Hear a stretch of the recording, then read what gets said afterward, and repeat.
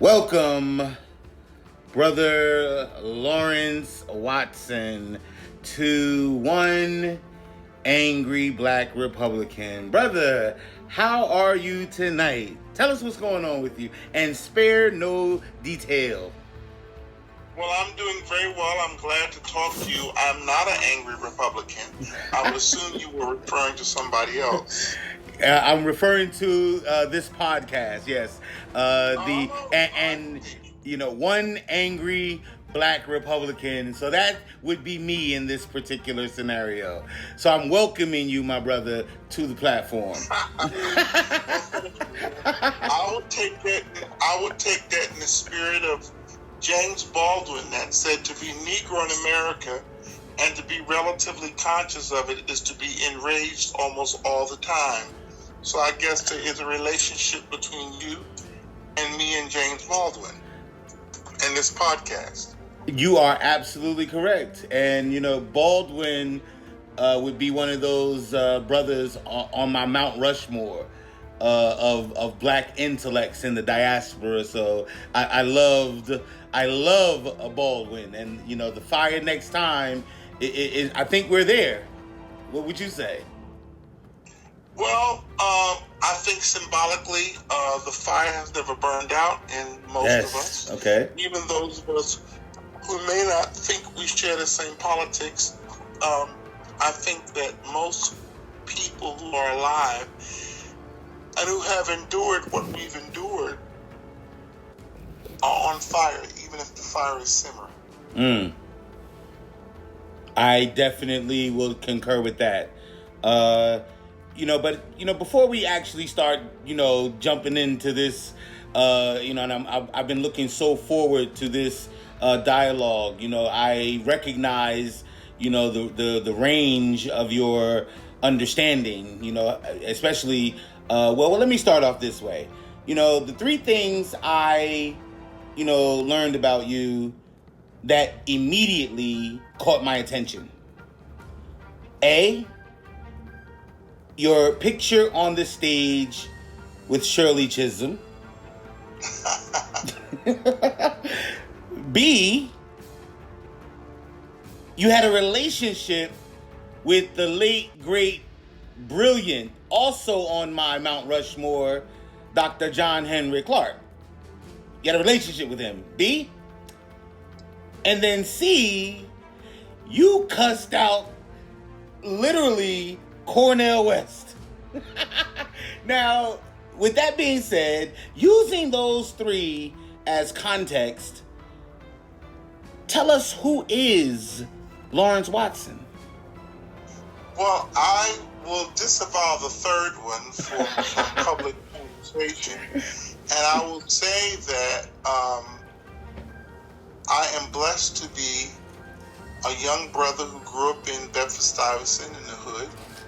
I've had some incredible opportunities in my life, and part of those opportunities put me in a position to, when I was growing up in Bedford-Stuyvesant, I was represented by the great Shirley Chisholm, and as God would have it, when I went to college and left my community to go off to college, I was one of the few young men at the time to go away to college, and it was almost a spontaneous parade in the Navy, in the projects, Eleanor Roosevelt projects. But when I got to State University College at Oswego in New York State, and that's a long story how I got there, Shirley Chisholm and Muhammad Ali were coming to campus along with Earth, Wind, and Fire for Black Week. We used to have Black Weeks at colleges.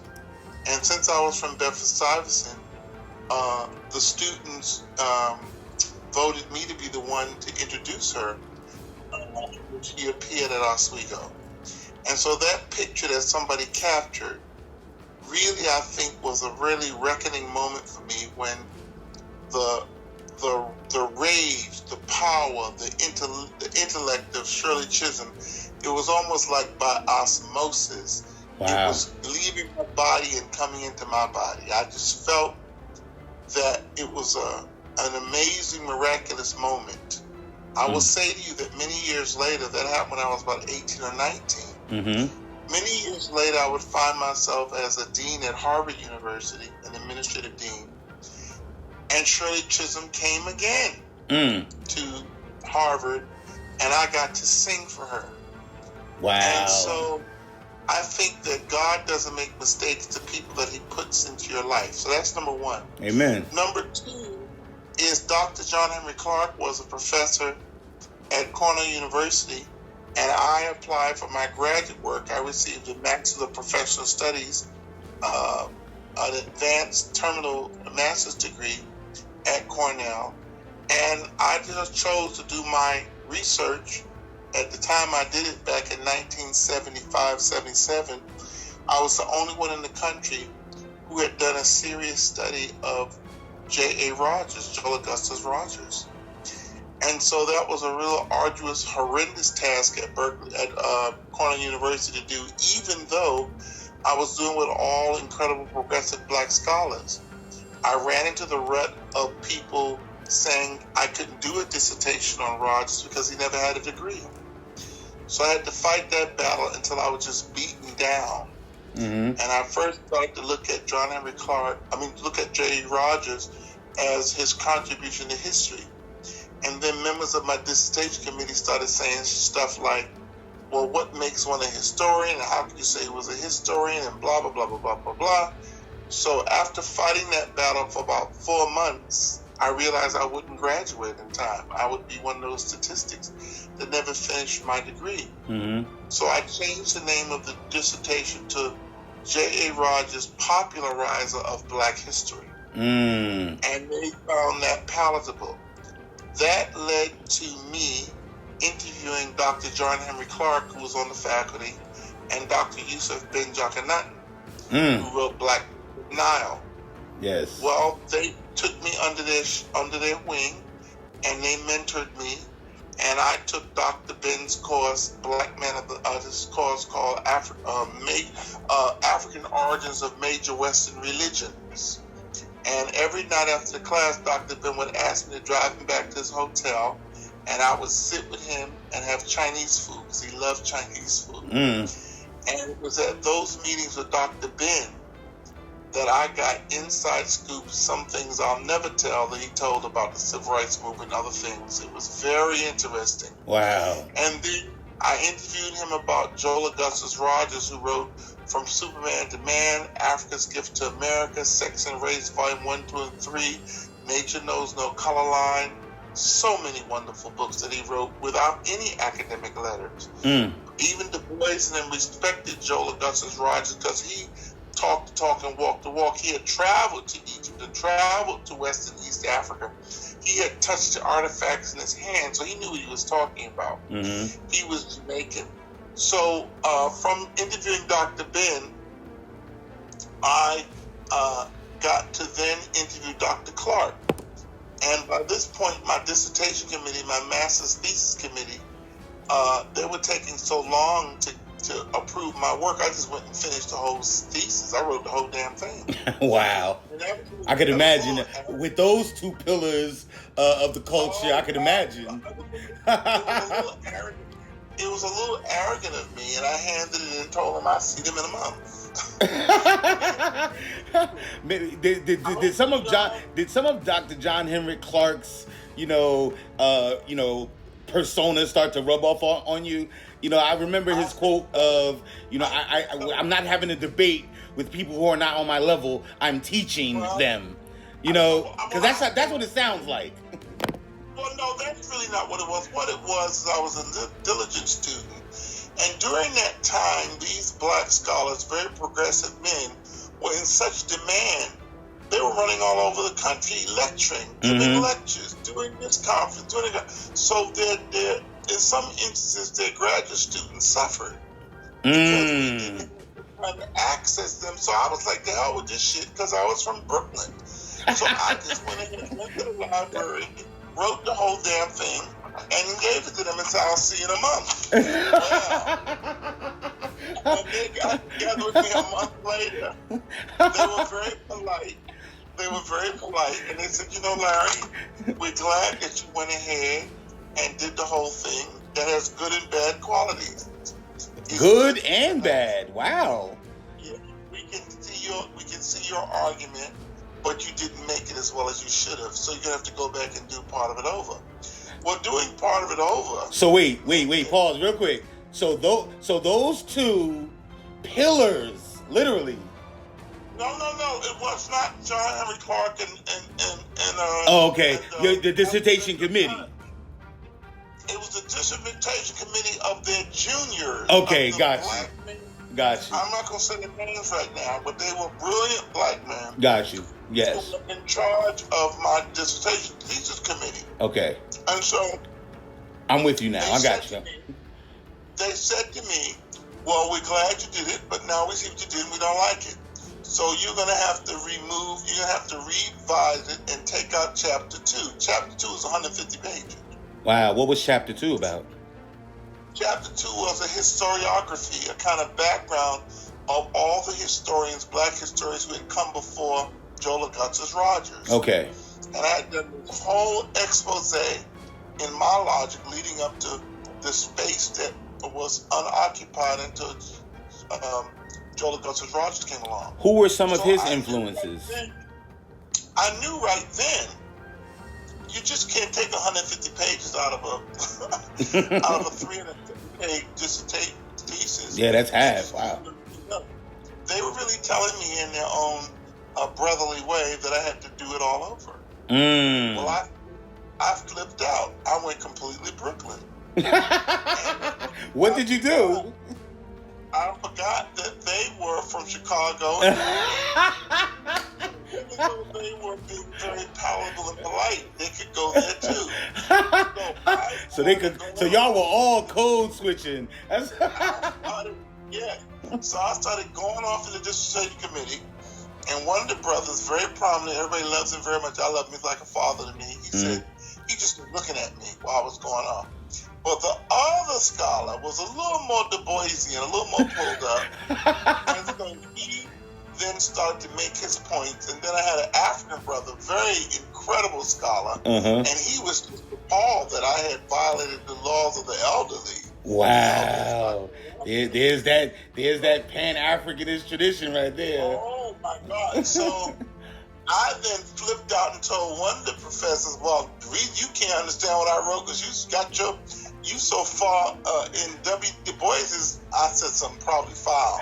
Oh, go ahead. I want to hear it. In his, his big ego. Is that what you're talking about? No, I think I said something. I was very immature. I think I said something like, well, I guess Joel Augustus Rogers wasn't as high yellow as W. Du Bois or something. Wow. I was out of my body. Wow.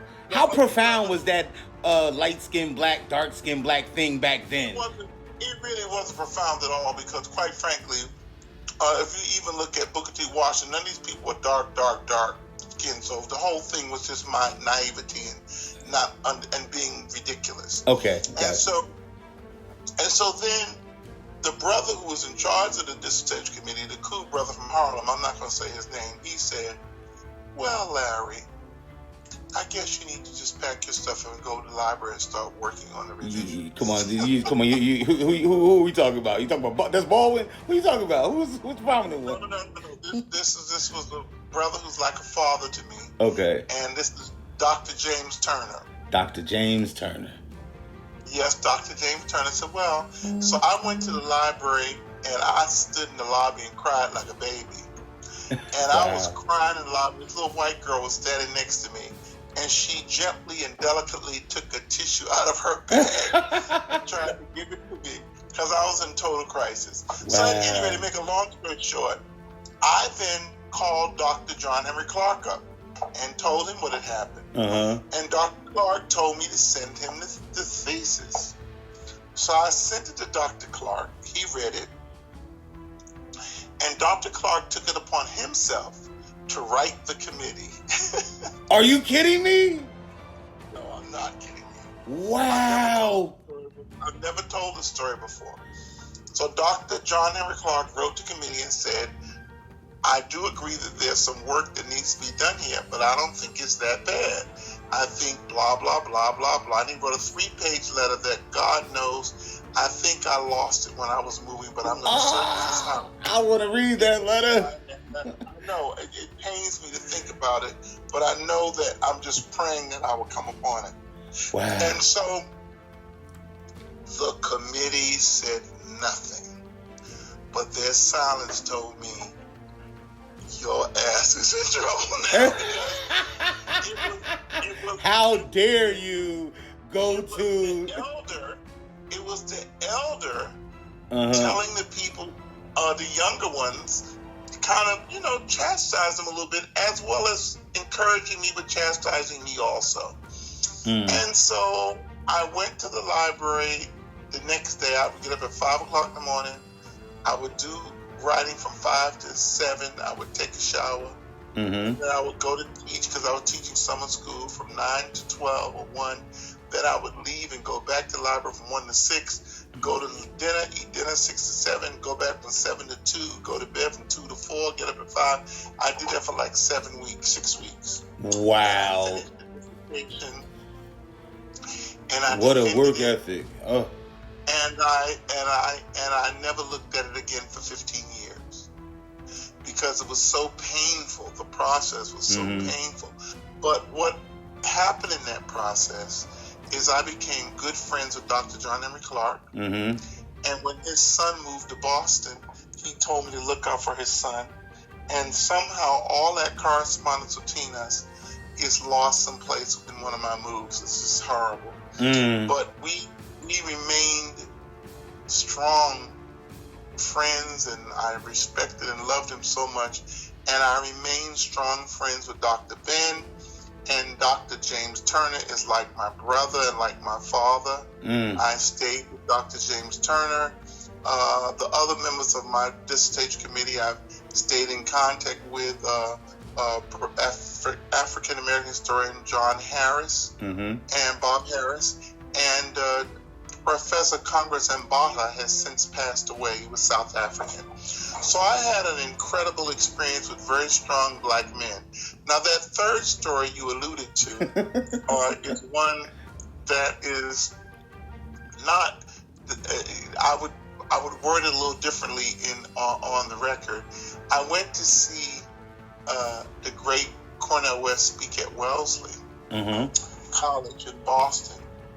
And he chose in that lecture to use all these James Brown metaphors with an audience of mostly white people who didn't know the hell who James Brown basically was. Okay. And he was going through this whole thing, was almost like a gotcha.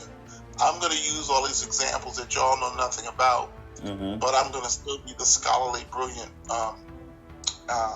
Cornel West. And after that lecture, I questioned him on that. I really said to him, in my view, it was another form of minstrelsy to take something as sacred that we have, such as James Brown, and go before an audience of suburban white liberal women at an all-women's school and quote, "Come on, baby, give me that licking stick," and all that stuff that they knew nothing about. So we had a good, healthy discussion about it. Wow.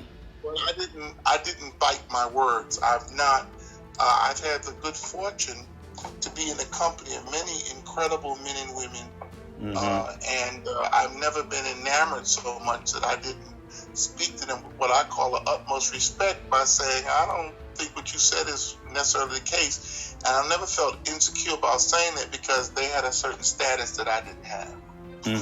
So that's the Shirley Chisholm story, and the John Henry Clark and Dr. Ben, and I would add in there Joel Augustus Rogers story. I was at Harvard as a dean for 5 years, and at that point, I worked closely with another one of my mentors, the late Derek Bell, the great law scholar. Amen. Powerful, brother. 2 or 3 times, and Derek Bell and I worked together closely. You wrote a book together, right? Yes, we didn't write a book together. Well, he gives me credit. He acknowledges me in the book, right? And the book, Confronting Authority, because of what happened to me at Harvard. But he wrote the book. I was kind of along for the ride, and I kind of helped write a report with him called The Final Report. But most of the prose were his, but I did help, and we were co-chairs at Harvard of the Association of Black Faculty and Administrators. And so Derek Bell included me. He always took me under his wing. And when I left Harvard, that's another long story, I filed an internal grievance against Harvard. And everybody told me no one files a grievance against Harvard. I said, well, I'll be the first. No administrator had ever done it, I guess. There's that tenacious fortitude and that spirit of the warrior. Go ahead. So you are taking on literally Goliath here. Well, the point is about your own humanity. Yes. And Derek Bell represented me as my lawyer. Wow. And powerful. I've been surrounded and blessed. So the late Derek Bell and me were very, very close. And then Dr. Charles Ogletree, who now sadly has been stricken with Alzheimer's. Yeah, you were telling me. Alzheimer's was one of the few people here in Boston who understood me, who protected me, who really fostered my musical career. Under Charles Ogletree, I sang for Barack Obama. I sang for 3 Supreme Court justices. I sang for Desmond Tutu. I sang for all the major civil rights activists and people that crossed the Pettus Bridge. Every time there was an event at the Charles Hamilton Houston Institute at the Harvard Law School, Charles Ogletree was just like Martin Luther King in that Martin Luther King always had Aretha Franklin to sing before any event. And Dr. Charles Ogletree, I don't care whether it was in the Harvard Law School, in the moot courtroom, he would have me to sing before any proceeding. It was quite an honor, and I became a resident artist at the first resident artist at the Charles Hamilton Houston Institute for Race and Justice. So I've been a very blessed man. I take it very seriously. And it humbles me even to talk about it.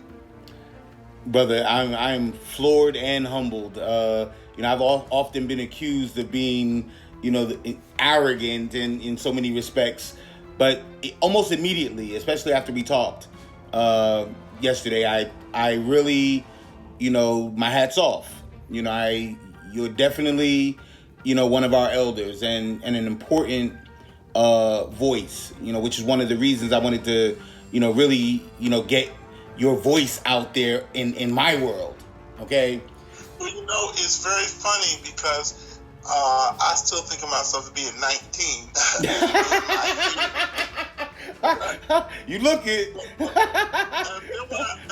You're being crazy now. And then when I look back over all of these people I've encountered, the years have just flown by, and I look at all the students, because what I did was they passed the baton to me, and I passed the baton to my students. So I have students that were people who I first interacted with, like the great legal scholar Kim Crenshaw, who is a brilliant civil rights attorney and scholar who teaches at Columbia and at UCLA at the same time. She's so fierce. Powerful. And I have so many wonderful.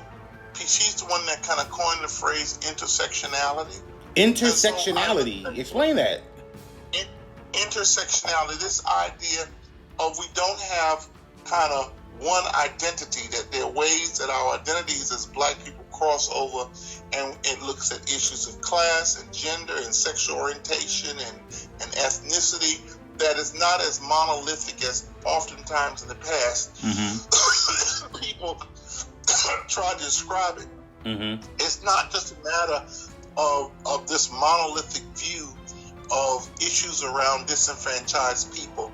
People can have multiple identities at the same time and still be very progressive and very engaged in the struggle. So, and then I've had wonderful being, and I'm a professor at Berkeley College of Music. I've been left lobe, right lobe. I've had so many wonderful young artists to graduate from the institution who studied under me. So this is no ego. This is no ego, brother. This is canvassing your life and being very humbled that God has saw fit to empower you and strengthen you. by putting all of these incredible people in your life to mold and guide you. I was not always the kind of man I am now, but I'm happy that I'm getting there, and every day I'm learning.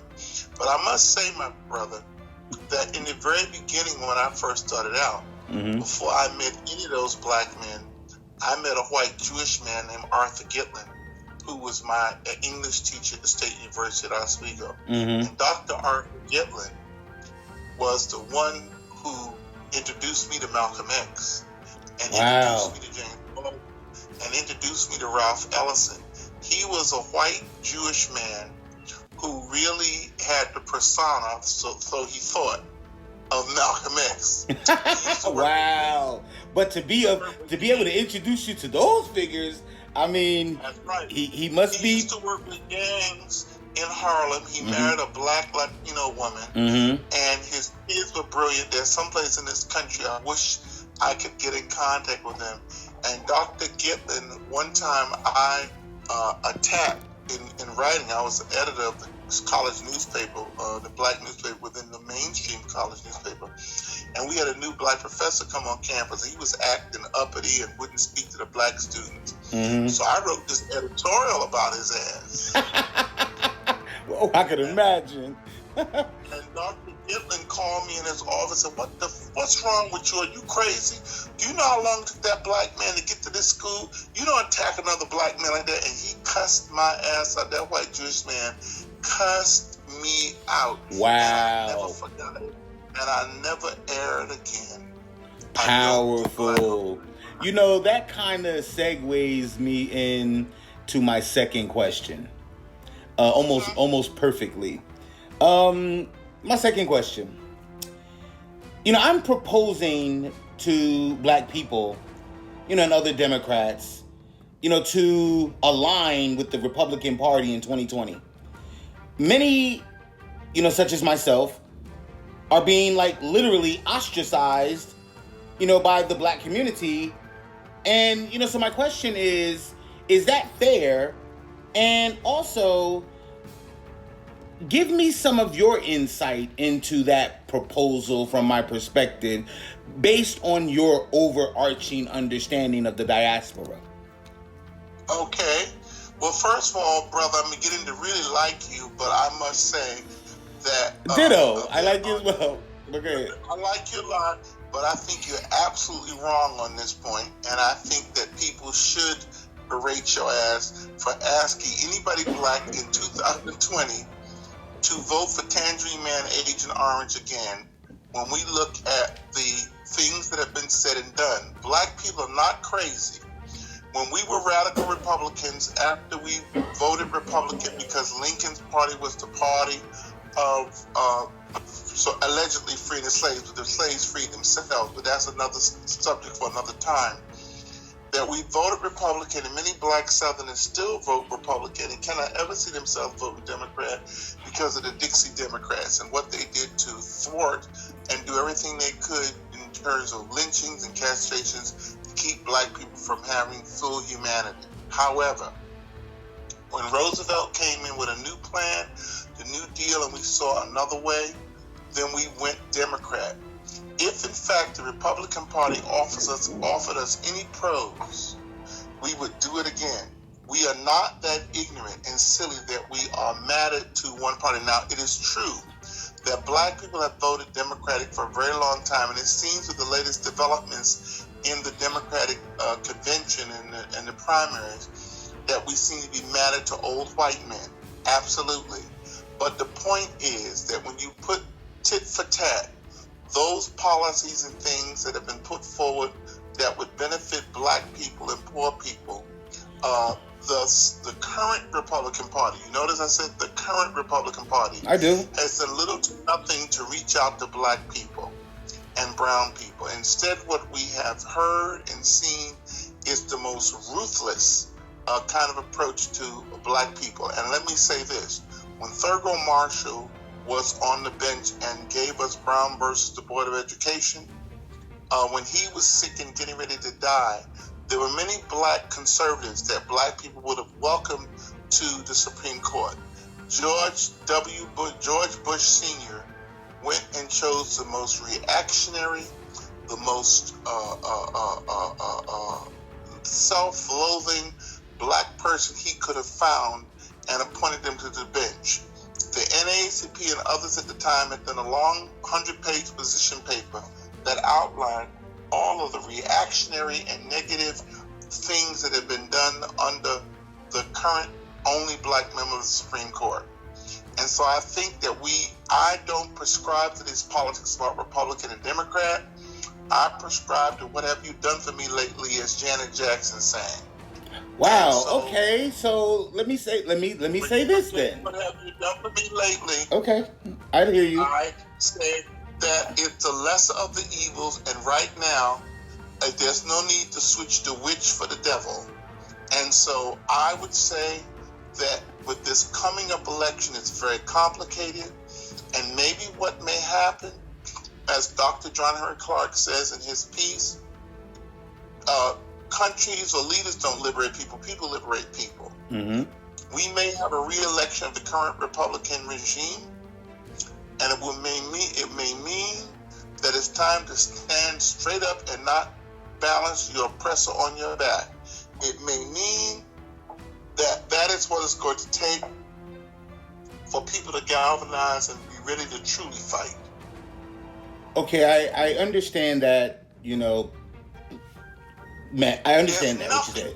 I would like you to tell me there's nothing in terms of public policy or legislation, there's nothing that I can look at that the Republican Party currently has done to empower black people. See, that's except not. For see, if you primaries, going into cities and paying Negroes for their vote, literally paying them off like they're hoes on the street corner. Okay, let me. So okay. So you think I'm out of my mind? That's basically the point. No, I don't think you're out of your mind. I think you just need an Alka-Seltzer or something. Interesting, but brother, hear me out though. Okay, now let's just. Okay, is it not logical? Let's just deal with that. Is it not logical that if we have for the Amiri Baraka, you ever heard of his theory? The Sisyphus syndrome.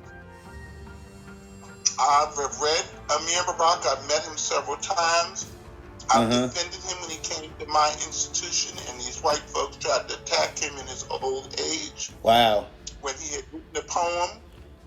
Which poem? Blew Up America. Somebody Blew Up America? A black man invited him here without doing his research.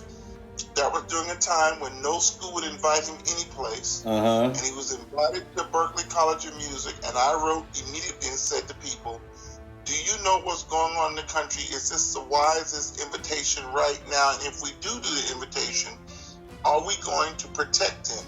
And sure enough, they didn't listen to me, and he got in the room, and these folks attacked him. Wow. Physically? Well, verbally in a way that was vicious. And I had to stand up, and I had to go there. And who stopped me from going there? 3 black men got up and attacked me. Wow, black men. They came up later on, and 2 of them apologized. Wow. So we don't know what came over us. What came over you was that white woman. There's a Ellison flashback. Apologize. Remember the white? But brother, okay, so let me say this: the Sisyphus syndrome. Okay, so Amir Baraka would never agree with people voting Republican in this next election. Let me just put that out there before you start. I understand that, yes, I do. But what I'm speaking to here specifically is the logic. Okay, when black people did, switch parties from the Republican, to the Democrat, they had to take, grandmama and them had to take their pictures of Lincoln and turn it against the wall because they were so ashamed at having to vote, for the Democratic Party. But the Democratic Party to those folk then made sense. Now, what I'm asking or what I'm positing here is this.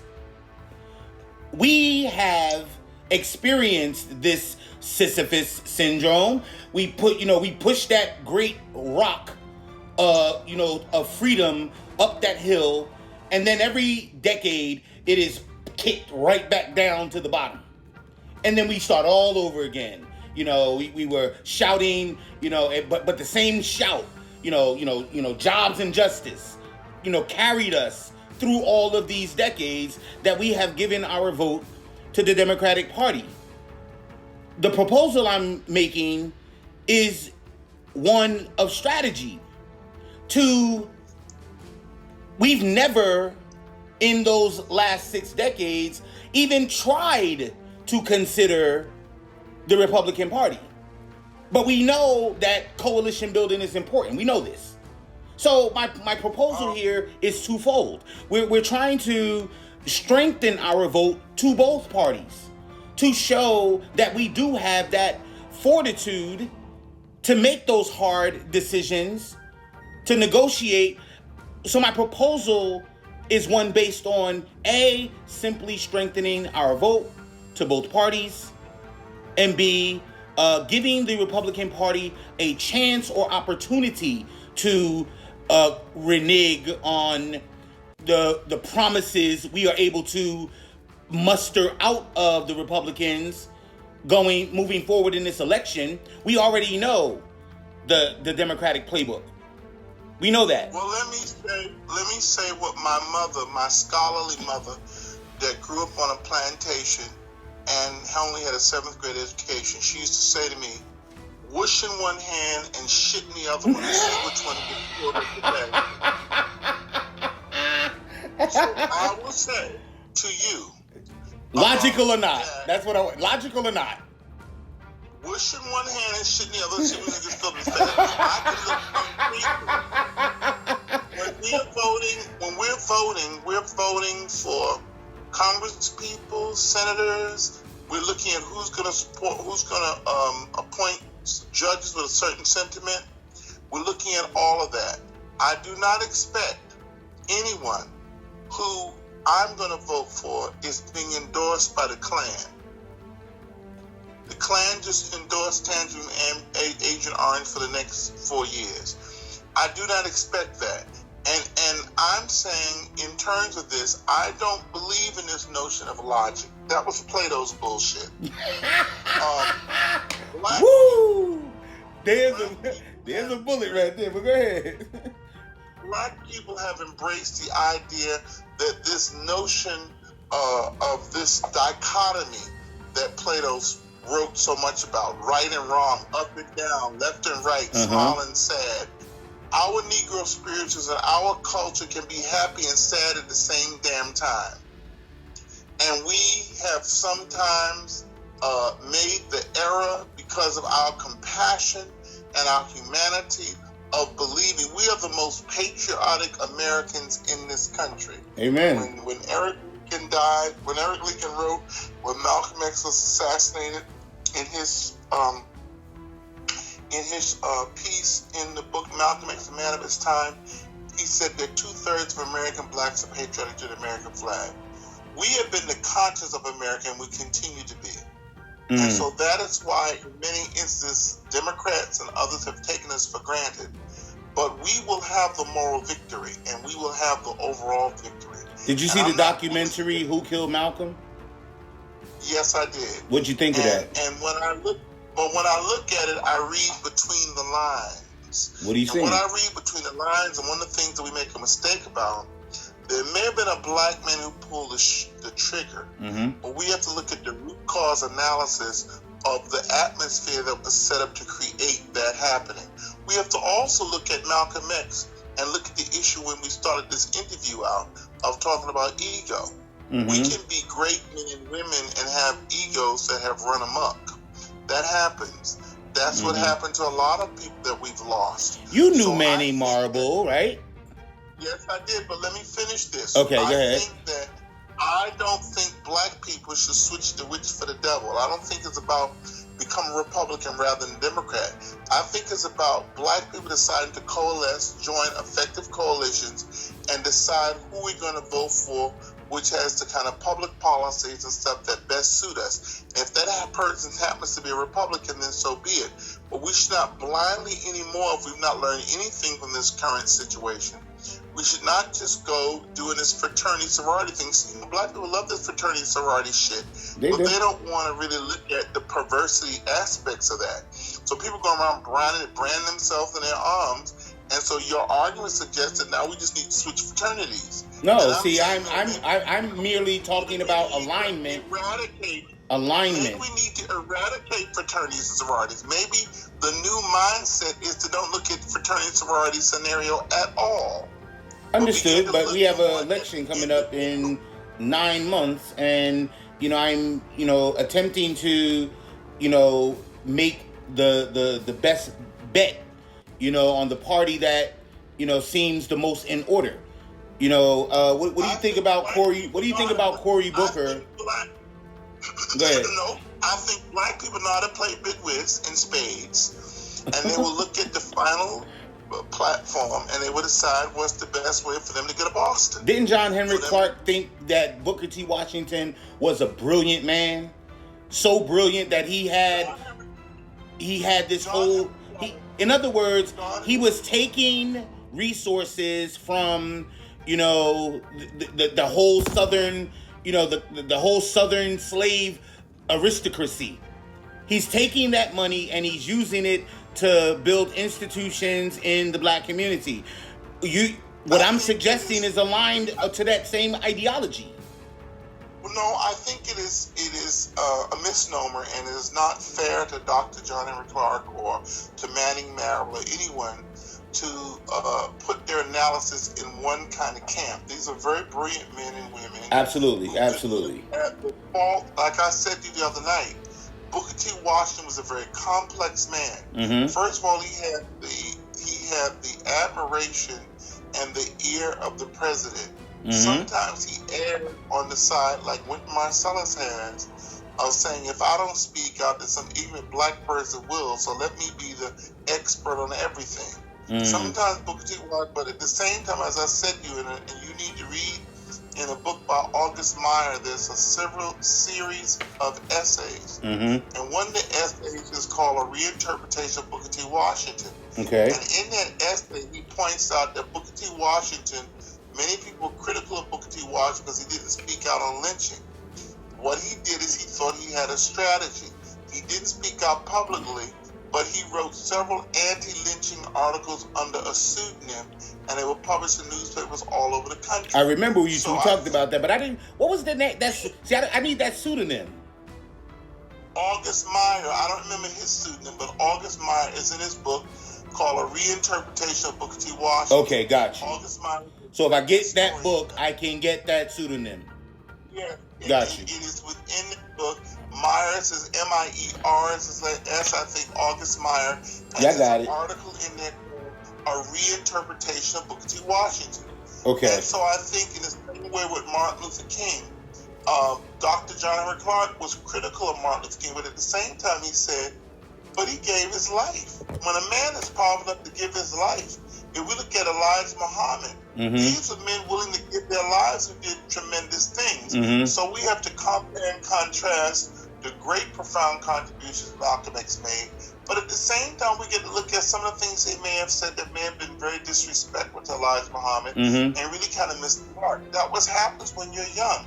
That's why I can say now, the way I spoke to my dissertation master's committee mm-hmm. when I was young was clearly not the way I would speak to them now, because I know better. And as Oprah says, one of the things she says I can concur with is when you know better, you do better. Yes. And so I think that black people as a collective have got to do better. And I think that to go and pull a lever all the way down for Democrats is the wrong move. But at the same time, to go and vote for somebody who's told you that you are a monkey and have told you that what I do is grab their pussies, I think that you got to look at that. I think you got to look at that very seriously. Somebody who, during the time when there was a Klan rally in Virginia and a woman was murdered, and this fool came on and said there were good people on both sides, when one group was trying to uphold the Constitution mm-hmm. and the other was trying to uphold the Klan. So I think we got to look at the individuals. We got to look at the that when Barack Obama became president, no matter what side of the coin you were on, if you were a true blue American, how could you allow a senator to say, I don't give a shit what you do for America. We're going to do everything we can to destroy you and make you have no successes. So how do you explain then with that thinking Cory Booker's recent 180 on Joe Biden? I mean, he literally during the campaign said the man was senile. I think that Cory Booker, I think they would concur with what I'm thinking. I think Cory Booker has been to the mountaintop. I've been to the mountaintop. I think he realizes that with ignorant Americans, mostly illiterate ignorant Americans, that it's going to be a stretch to win this election. And that the other white man, unfortunately, because that's how it's really racist America is, the only other white man right now who has a chance of winning is Joe Biden. America was never going to elect Bernie Mac. That's what I call him. I don't call him Bernie. But he would have as much a chance of winning as dead-ass Bernie Mac, the comedian, in the grave. America is not going to elect a Jewish man at this point, and the only reason Bloomberg had the change, you see, he didn't get any place, but he had billions. He had more money than God. But the point is, even that money, as Stevie Wonder said in one of his previous songs, you can't cash in your face. And I include Jews in that. Is that there was no way that Middle America and others were going to vote for a Jewish man, unfortunately. I ask my students every semester, how many of your parents have told you who are Jewish that white folks used to say, can you show me your horns? And they would feel in Jews' head to see where their horns was, because they said they were the devil and they were the killers of Jesus. Wow. In the same way, my aunt was over in Germany after the Korean War, and she was friends with a German family. The woman finally said to my aunt, "Oh, man, we've been friends for so long. Can you show me your tail?" Then my aunt said, "Oh, girl, you gotta go. I'm not a lesbian." What's your aunt say? My aunt said, "Honey, I'm not a lesbian." She said, No. I was told that black people have tails." And my aunt Unbelievable. had to explain to her that was not true. I'm arguing with this current election coming up that those same notions are still very much prevalent. If you remember, you may not remember, when Dukakis ran against Bush for the presidency and how the Republican Party used the Willie Horton ads and depicted Willie Horton, who was a black man in Massachusetts who had been let out on furlough and had raped and killed this white woman. They removed Dukakis' vice president, who was running with him, was Benston, I think. And they put Willie Horton's picture there. So they had George Bush and his running mate, and then they had Willie Horton's picture up there with Dukakis. So I think the issues of rape and the issues of us being monkeys is very much something that the Republican Party has used historically. I'm not making this up. They have used it historically. Now you don't say nigger, you say poverty, or you say poor welfare mothers. And there's a term in psychology called schemers. And a schemer is, if I say to you, when I say terrorists, what comes to mind? How do they look? Now, if I say to you immediately, most people come to their mind as somebody from the Middle East. And they start to stereotype in that way. But in fact, most of the domestic terrorists in America have been white men. But they don't think of white men. When you say welfare mother to a class of 40 students, and I turn them and say, what color is she? They say black. They say Latino. And you get a few white people who live in Idaho that would say she's white. But that's because they know, black people in Idaho, and the only people on welfare was white women. And then we look at the national federal statistics. Most of the women on welfare are white girls between the age of 22 and 23 with 2.3 children. But most Americans would never believe that. So I think we got to look at who used rhetoric and racism, structural racism. Who has been the ones that have been against free voting and have blocked and done things to sequester, to depress the black vote and the Latino vote. We got to look at those are not our opinions, my good brother. We have evidence to show how that all occurred. I do hear you.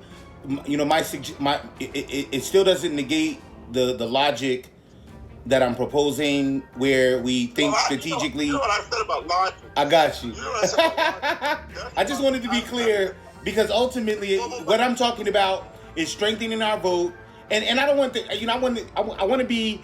You know, I want to get this last question in before I even think about. I know, but I want to say this before we go. But also, I'm hoping you're going to sing. I'm hoping you're going to sing something for us. I will do that, but let me say this. Go, okay. Descartes and these European philosophers ran that bullshit that everybody could embrace it. I think, therefore I am. I think, therefore I am. It's all about me. Shakespeare, The African philosopher proverb says, I am because we are. Yeah. Those are two different perspectives. And what I'm saying definitely rooted in Henry Clark. I hear it all in that. I said I definitely hear Dr. John Henry Clark in your voice. Well, you can hear it, but I think we should use logic, but we should never forget compassion and that feeling in the bottom of your stomach. Mm-hmm. And when Tangerine Man Agent Orange brings his orange ass on TV, something happens in my stomach, and then I have to go move my fucking bowel.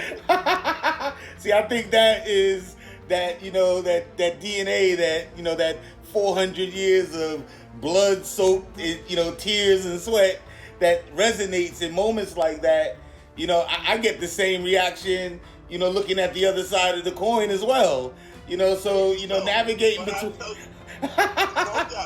No doubt. What I'm saying is, I am a man who's going to, if people would have presented a candidate, if the Republicans still come up with a candidate that is viable and is about addressing issues of structural racism and poverty, I'd be the first one to cast a vote. When you go to Vegas, do you want to win money, or do you want to just give them your money and you want to hang out and party a little while? I ain't no one-armed bandit person. I ain't never played no damn slot. I'll leave it up to me all. I don't play that shit.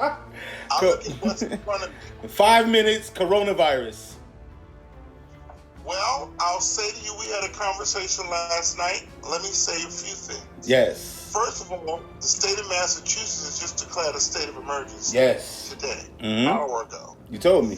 Let me say to you that my company that I'm disbanding was called the HEM, International Institute of Music, the HEM Institute. Mm-hmm. And HEM stood for highly emotional music. Because I'm talking about these dichotomies. I don't play that Republican Democratic bullshit anymore. I don't play that rational versus emotional. What makes black people so different in their hip hop, in their jazz, in their blues, in their rock, is that we do highly emotional music, HEM. And we also make decisions based on emotion, because there's nothing wrong with emotion if it's put in the right context. And so I believe that we have to use both parts of our brain, right lobe and left lobe. Mm-hmm. I was in China about 10 times in the last 2 years, 10 to 15 trips to China. Mm-hmm. I have visited every major Chinese city. Mm-hmm. And when I was in China the last time is when Tangerine Agent Orange declared the trade war. Mm-hmm. And I was watching Chinese news all day long. The Chinese didn't sweat. No reaction. No, they didn't. Cool as a fan. Got in hand. Go ahead. They didn't have the vapors. What they instead did was call an international conference on China. Wow. And Chinese countries, on Asia rather, international conference on the great antiquity and history and culture of Asia. And over 50 Asian countries came to that conference. It was august. It was huge. Including Greece brought their ass there. Wow. And all they did was show these big parades of Asian culture and shows on history of Asia in antiquity, 5,000 BC, da-da-da-da-da-da-da-da. And then they had all these people to give up and give major speeches about Asia and its riches and what it had done. And then the next day I watched the conference. They had the president of China to go to Russia. And he in Russia signed 500 documents of trade agreements with Russia. Wow. You hear me? Wow. And then they had the head of the military in China to come on the news and say, and I'm paraphrasing, America, whatever way you want to do it, we can do it. If you want to talk, we can talk. And if you want to fight, we can fight. And so they're prepared. Listen, when I went to the malls, they have malls on every corner, 10-story malls. Wow. And they ain't got no tight-ass marshals in the malls or no big wigs or the big lot. In the mall, they got Versace and all of those designer clothes and then red-bottom shoes and all that shit high end. Crazy rich Asians. When you go to step on the escalator, it don't move until you put your foot on it. And Wow. then it starts to move. Wow. And then you go to the top floor of the mall, and there are 50 restaurants in each mall. I don't know what mall y'all got in Newark, high-end mall. But when you go in those restaurants, there are 50 restaurants on the top floor, and all of them are packed to capacity with Chinese families. Because the Chinese have been investing in families and not bombs. Wow. And then I got on the bullet train. And I rode for 5 hours at 350 miles an hour. The train goes. Wow. And all I saw was farms and farms and farms, and I saw solar energy panels on the top of buildings.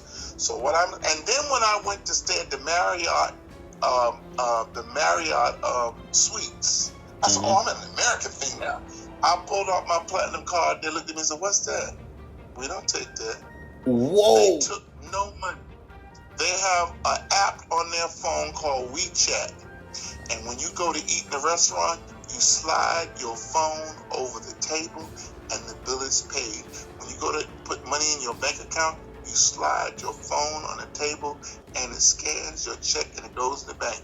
When you go any place to do anything, you take pictures, you make phone calls, you make videos, and you pay for everything with WeChat. There is no money, and there definitely is no American currency that goes forward. Now, you know how much money we have borrowed from China, so let me say about this virus. China, one of my friends told me when the virus hit, they quarantined the whole country, and for a month, Chinese people did not leave their homes. And then the government sent 100,000 medical professionals to that particular area. My friend said, we got it under control.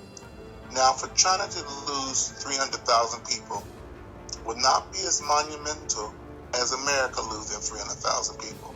We have never lost anything like that in current modern time. Okay? And so I believe that this whole thing needs to be watched very carefully. Yes. Because China and Russia have debunked America's old policy of keeping China and Russia fighting with each other. The Chinese and Russians came together. Why are we fighting with each other? And then you know what they did?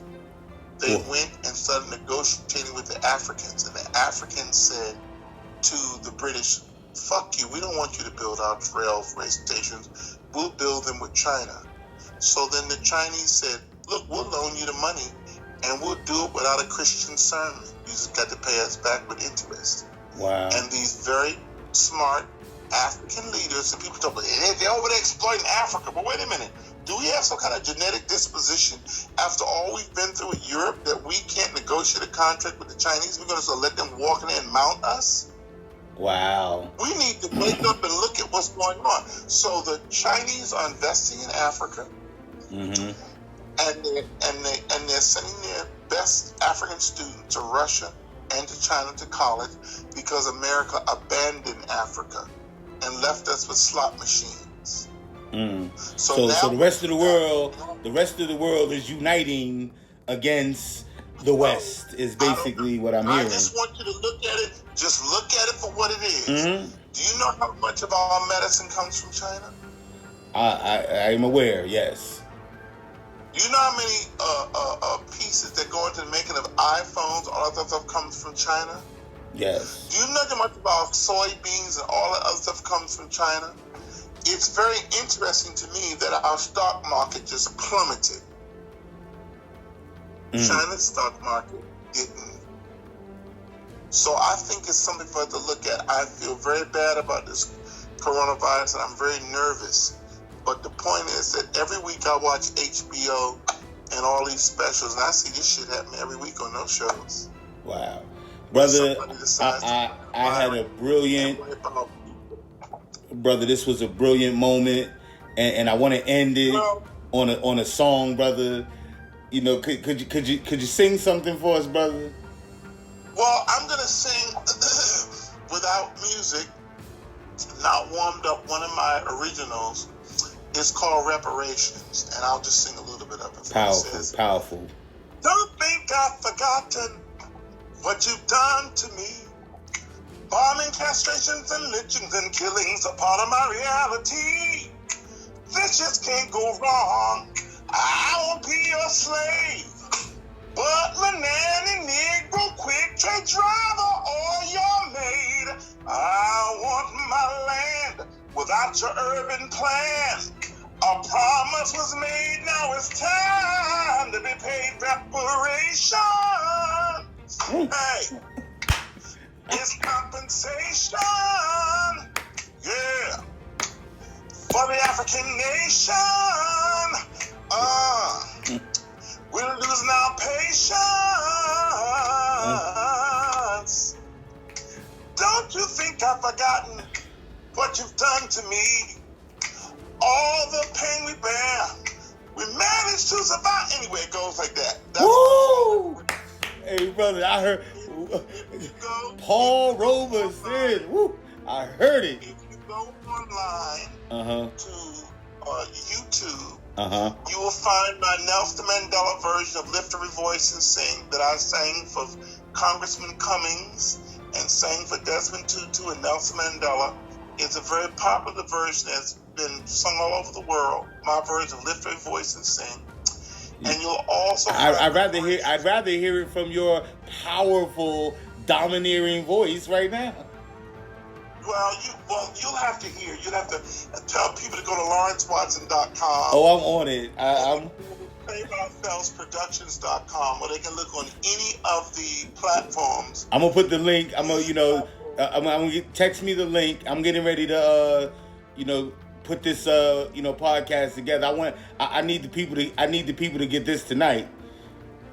Well, I will send you my 3 CDs. The first one's called The Journey. The Journey. The second one, that song on it is called American Fruit with African Roots. Powerful. And the current CD is called Prescriptions. Prescriptions. And I have a book out on Amazon Books with all these songs with hyperlinks. If you load it down to your computer. Oh, I am on it. Yes. This is only the first in a 3-part series of interviews I want to do with you, brother. I hope you're okay with that. Well, it's called the ATM book by Lawrence Watson and Alvin Foster, and several of those songs are part of the book with the sheet music, as well as art by some of our young hip-hop artists that illustrated my songs on their own without me telling them what to do. They listened to my music, and they said, I want to illustrate this song, and they did. I'm very humbled by the book. Powerful. It's called the ATM book, and it gives you a pedagogical statement on each one of the songs and the power of black music in our lives. So I'll send you all those links. But I really appreciate you taking the time to talk to me.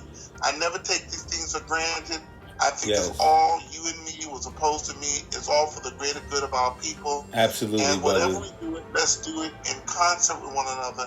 And let's not have harsh feelings in terms of whatever direction we take, provided that we've done the research. Absolutely. And we're taking a direction that's going to edify the great ancestors and leaders that came before us. Hey, brother, you fed my soul today. I love you. I'm blessed to have had this. Hey, brother, I am blessed to have had this experience. And, I'm like Malcolm's excitement when he got some information. I want to get this to the people. Thank you, brother. Well, thank you so much, and I will forward that stuff to you. And we need to all tell each other more and more every day. Our relatives that we are estranged from, friends that we may have drama with, we need to tell them we love them. Hey, brother, I'm sending a text message to mine right now. I love y'all. That's right. Hey, brother, I appreciate you. Take care. Love you. Bye-bye. All right, bye. I love you too.